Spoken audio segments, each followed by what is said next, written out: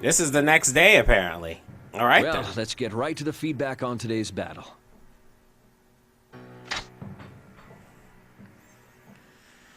As I sit in the maintenance chair, they connect a cable to me. The cable terminates at the midsection of a large device where the petri dishes from earlier are placed. There's a total of 3. Each contains a bluish, white plate-like object. What's that? Researcher's expression subtly changes. She is surprised. It only lasts for a moment before it fades. This is a plume of dust. Each of the units you destroyed had one inside them. These are much smaller than the one installed in you, though. Finally, they show one. There are cases where non-combat data is being preserved in her download.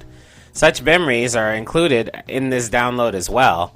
Visual memories of the outdoors at night. Memories very similar to that were in yesterday's download too. Probably from time I spent in the outdoors area. The units I destroyed seem to have assigned these memories in the same priority as combat data. Why though? It is effective in learning communication skills, but that is lower priority than combat. The visual element preserved here is irrelevant. Wait. Hypothesis: the units I destroyed had their own priorities and values other than executing orders and performing in battle. This is a line of thought that leads to a realization. This thought process I am undergoing right now, it's not executing an order, nor is it contributing to battle performance. Once again, I look towards the plume of dust inside the petri disk. Something almost exactly like it is installed in me. Then, were the destroyed units thinking along the similar lines as mine until yesterday? I feel a twinge within me. It is different from detecting an error or interference. What is this? I have no answer. It's regret.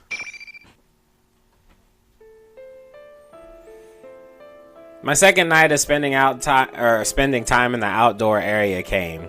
I started approximately 30 minutes later than yesterday, but there was very little variance in weather and temperature. The difference is trivial.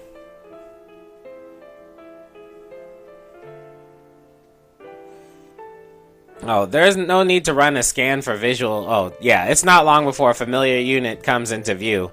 There's no need to run a scan for visual matches. I know that is Unit 024. 024's left side is turned towards me. It's sitting on a large rock. When I approach 024, it notices me and it turns around. Are you looking for something? Can see where this is going. I just wondered if you were looking for me. I did express a hope yesterday that we would meet again after all. Would you like to sit with me? This rock is large enough to accommodate us both. It would be more relaxing than standing. Thanks. Can I ask you something? What is it? Do other units think about stuff that doesn't have to do with fighting and missions? Do you have such thoughts? To tell you the truth, I can't really say. Feels like I do, though. Units of our model are all given a mind. It's so that we can eventually develop what is called an ego. The reason our appearance closely resembles that of humans is related. It's to foster self-awareness similar to a human's. Have you not been told about personas? Personas? The word is unknown to me. Accessing archives. Searching for persona. Over 1,000 headings found. Uh-oh, she must be using Google. I must filter the results further. Which subject is 024 referring to? I am silent as I think. Number 024 smiles again and resumes the conversation. Yeah, why don't you just ask her? It's an ability expected of us that normal weapons don't have. The conditions to use one are theoretically already loaded in us. But a well-defined ego seems to be necessary to activate it. I'm already aware that we have been given a mind. Today I saw for myself the that forms our personalities. Is its activation triggered by the development of communicative skills? I still do not have a good grasp on it, though 024 continues to speak. That's why I'm sure there are others with thoughts that do not pertain to missions. That would seem to be the case. Then maybe those I've fought up till now. And how does that make you feel? The opponents you destroyed may have thought similar things to what you just did. I do feel things, or do I feel things? I cannot say for sure. I'm unable to respond to the question. 024's expression changes again. The expression could be classified as a smile, but it's subtly different from the ones I have cataloged as experiencing before. Mixed with joy and gladness of previous smiles, this one contains a slight hint of sorrow? It's okay. You don't need to come up with an answer right now. It actually may be better to forget it.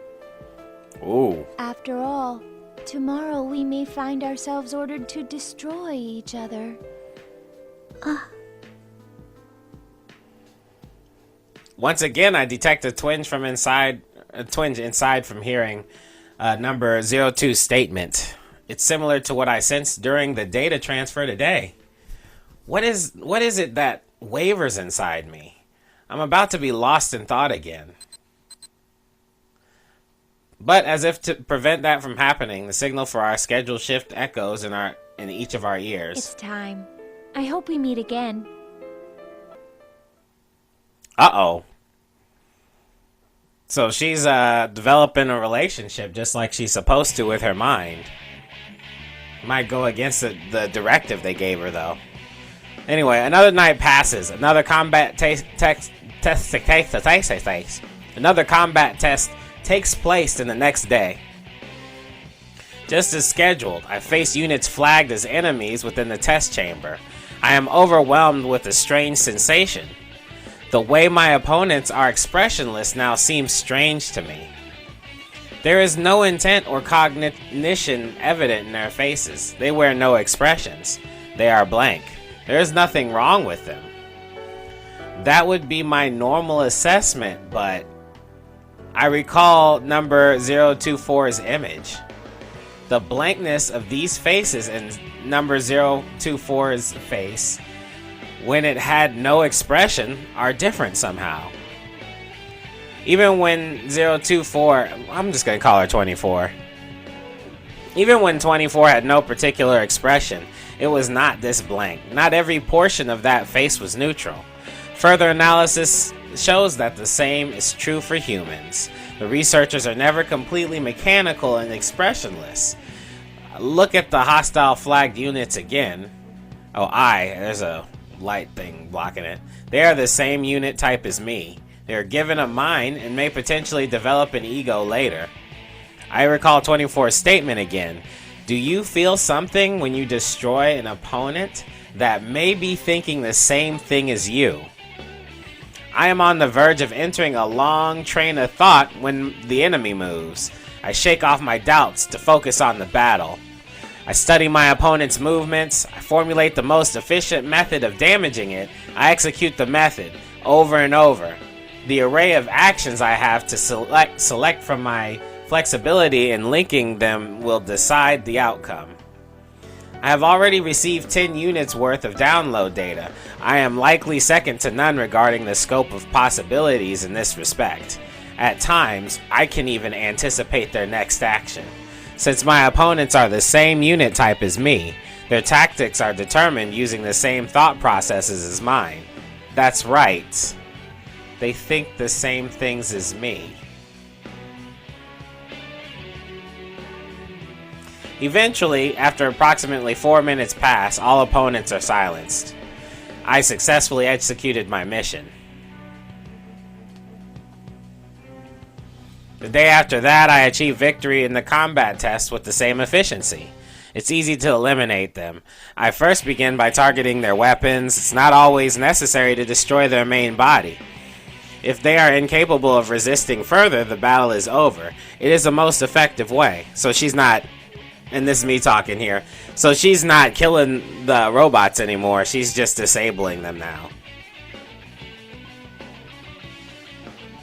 I win the next day and the day after that.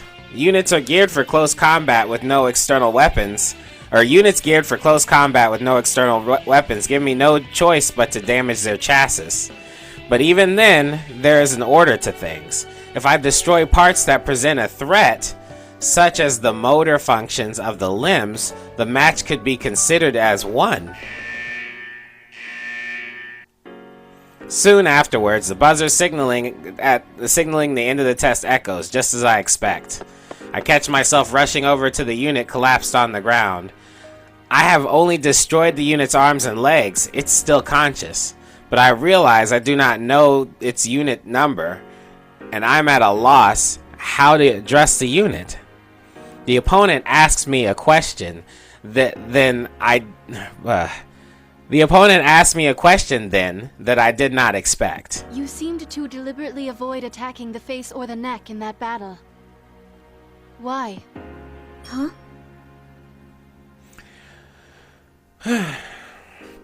I am momentarily at a loss for words. What the unit says is true. There is no damage to its face. I reviewed my actions during the battle and find that at no point did I attack its neck either. The cranial region is where the plume of dusk is housed. If it is destroyed in any type of unit, that unit will fall. Aiming to disarm an opponent is effective, but would targeting this obvious weakness be more efficient tactic? I avoided doing so. I don't know.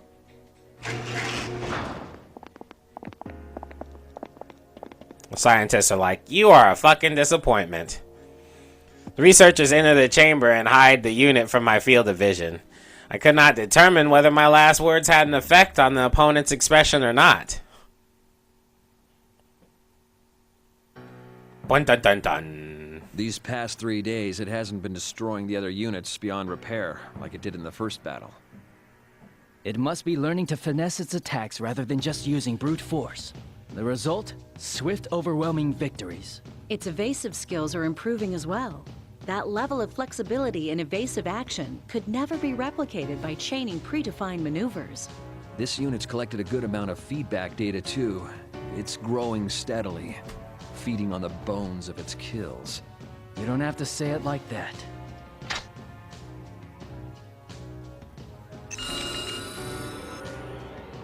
Growing. Destroying them and absorbing their data. That's what growing is? Since I thoroughly destroyed few of my opponents these last few days, some of their bodies were salvaged. While I downloaded their data, I always kept their still bodies within view.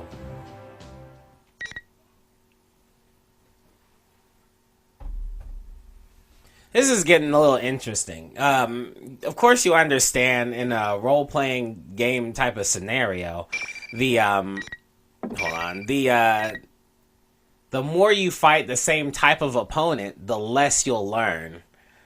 The less you'll level up, you know. Every time you level up, you know, it takes more experience points to get to the next level. So eventually she's going to have to level up to robots that have a higher level of consciousness, more what is it? Dusk, blue dusks, burning dusks, flower dusk, dusk plumes, plume duskies. I don't know what they're called, but anyway. Yep.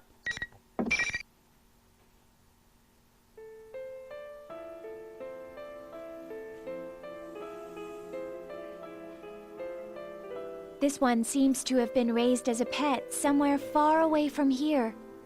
But one day, it was brought to the forest near here, and its owner suddenly disappeared. It seems unlikely that 24 obtained such a detailed history of a stray animal from the research staff. Was all this information obtained by communicating directly with the animal from a dog that does not speak the human language? Its name is apparently Snowy. At least, that's the name it responds to the most. Uh-oh. Tintin's dead. I thought it was a dog. Oh, well, the name of this animal is a dog. But how do I put this? Snowy is what this specific dog is called. Snowy. Snowy barks once as if comprehending its white, name. like snow. Easy to remember. Uh-oh. I begin walking. This is the next night. I begin walking in search of 24. Where could 24 be? I go to where we spoke a number of times previously, but 24 is not there. 24 is not at the rock where we sat together. Is 24 not here? I quickly discard the possibility. We are not ordered what to do while we are here, but coming to this outdoor area is an order. If post-testing diagnostics show no abnormalities, we are all to report directly here. Uh-oh. I consider this. If there are no abnormalities, I feel a twinge in my chest. It is larger than ever.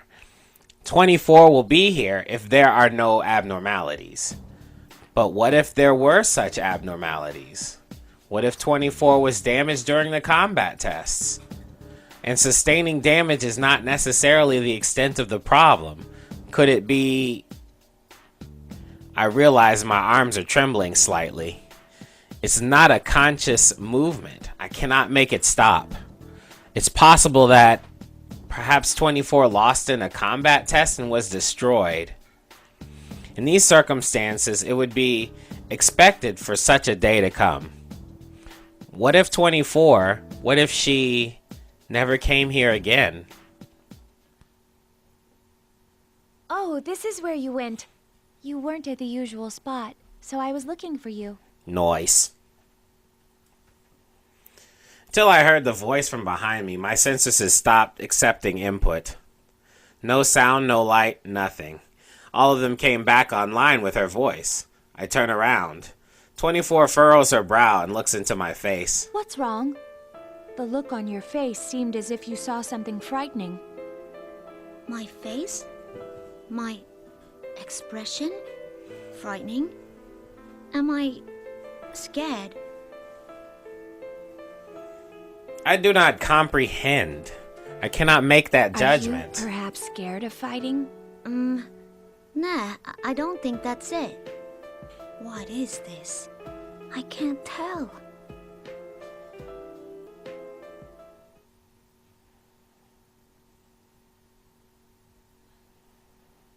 It is the next day. I detect some sort of weight in my chest. I am aware that there is no physical weight there. It is most likely a psychological phenomenon. I performed a vocabulary search. The idiom of being heavy-hearted applies best. I cannot help but find it amusing.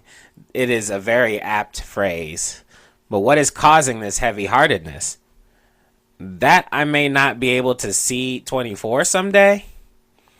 That may be it. But I don't think that is all. Over the next few days, I spent my time without finding an answer to this question. Each night after the combat tests, when it's time for outdoor activities, I seek out 24 first. And each time I confirm her presence, I feel an indescribable sense of release and rush over to her. We exchanged standard greetings for the first few days, but that practice was eventually discarded. Now there are no special greetings between us. We can understand each other without words. Our eyes and expressions communicate enough. Tonight as well, I find number 24 and rush to her as usual. There are no words, only exchange of smiles. We began talking together. Do you remember me asking before if you were scared of fighting? To tell the truth, I'm scared of it too. I'm afraid I'll lose and be destroyed, and it's painful for me to make others go through the same ordeal. We may be weapons, but shouldn't we be driven by more than seeking victory? I've been wondering that for a long time. But that's against orders. I'm sure things would probably be much simpler if I stopped thinking and just obeyed orders. Unfortunately, I finally found it. I found my answer. Your answer? There's someone I want to meet. I feel like meeting this person is my own objective and not an order given to me. Since we have never left this facility, we have absolutely no acquaintances with outside people. There should be no relationship with such people, but I immediately understand. This person she wants to meet is someone on the outside. Even I don't know why I thought so. But when I reflected upon that thought, the indescribable wavering within me becomes greater than ever. Ever since I started thinking that I was scared to fight, each day was painful for me. If I'm going to feel this way until the day I lose, I even thought it would be better if I lost on purpose. But I won't think that anymore. I feel glad now that I exist. I mean, we're loved after all. Loved? That's right. I repeat that to myself, the word loved. I do not comprehend. Yeah, nobody comprehends.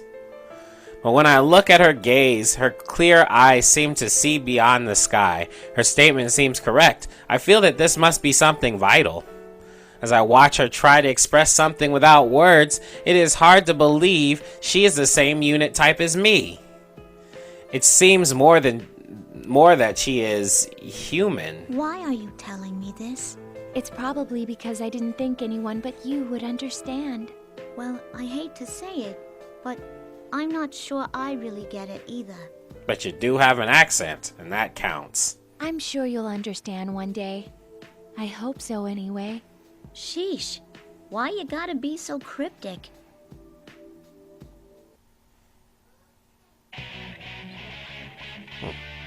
Once again, I participate in the combat test. Once again, I claim victory without destroying my opponent. I target only her weapons and limbs. I elect not to employ the tactic of targeting the weakness in their cranial regions. I believe that if they think the same things I do, they would not wish for their personality modules to cease functioning. Even if I do not destroy them, the research staff will remove their plumes of dust. Either way, their functions will be suspended. My actions are difficult to justify.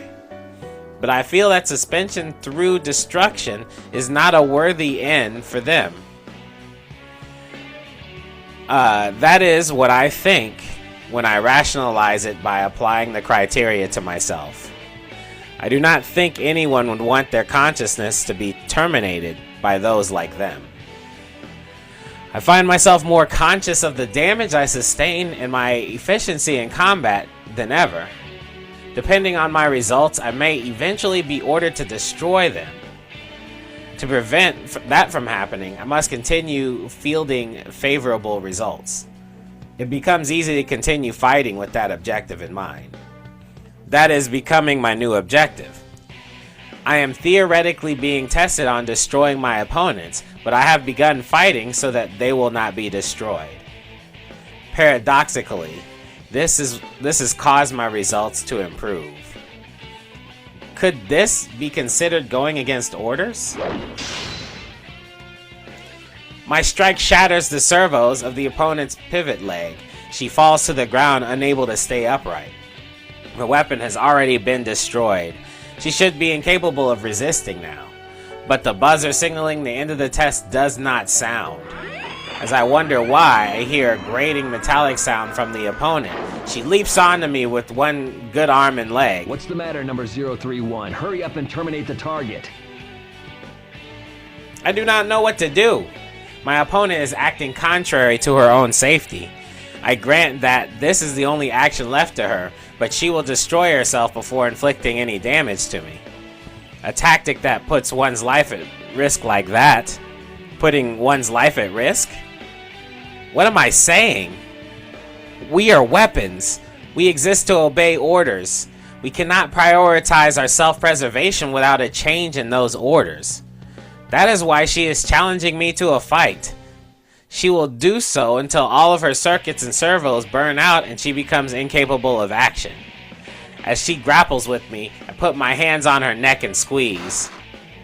I adjust my grip strength limiters to 70% of maximum. The opponent's body makes an abnormal sound. After this, I sense the main lines of the bridge unit snap in half inside the soft structure. Her movement stops.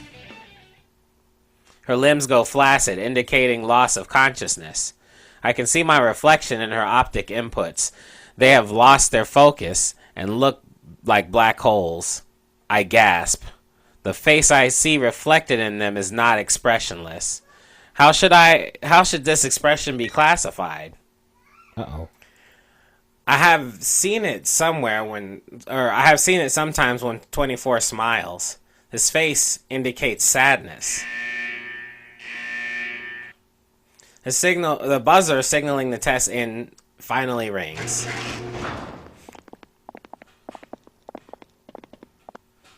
Researchers enter the chamber. I am used to this scene now. Well, that was pretty impressive. You think it's because of the size of her plume? Funny that one little part could make such a difference. Indeed. Most of it is due to differences in their tactical mentalities. It may be on the cusp of what we would call an ego. Considering how everything's been going so far, I'm starting to believe more in persona abilities. One little part? Is it true that the plume of dusk installed in me is comparatively the largest among units of my type? But does this part determine everything about us? 24's smile seems much more human than mine. I find myself opening my mouth to speak, but I realize that the statement I'm about to deliver is a protest. I am quick to abort. I was about to deny the staff's authority? Or was I? They speak to me. My confusion seems to have gone unnoticed. Well done, unit number 031. That was an impressive display of destruction. Plus, you cleanly severed its transmitter, leaving the plume of dusk unharmed. That's certainly ending things on a high note. Ending things on a high note? An act of destruction is a high note? The researchers look at each other while holding the petri dish with the bluish-white plate-like object. One of them says, "This is the one." All right, number 031. As of today, the test battles are finished. Huh? It's over? I cannot help questioning the unexpected statement. All the results indicate that you have the very highest performance out of all the units of your model. I'd say we can go ahead and earmark unit number 031 to be the base for developing the 5th generation. The base? It means that you're the winner. The combat tests are over. Will I no longer be required to fight? A strangely intense sensation of relief fills me. It's not because I won or gained a reward. If the tests have ended, those of my unit type that are not yet destroyed can escape that fate. Interesting. It seems that I was reluctant to destroy them after all. My priorities have become inverted. Yet, I am so happy that I smile. The researchers notice this expression as well and smile back. Okay, we're going to begin the usual review of the feedback. So come over here.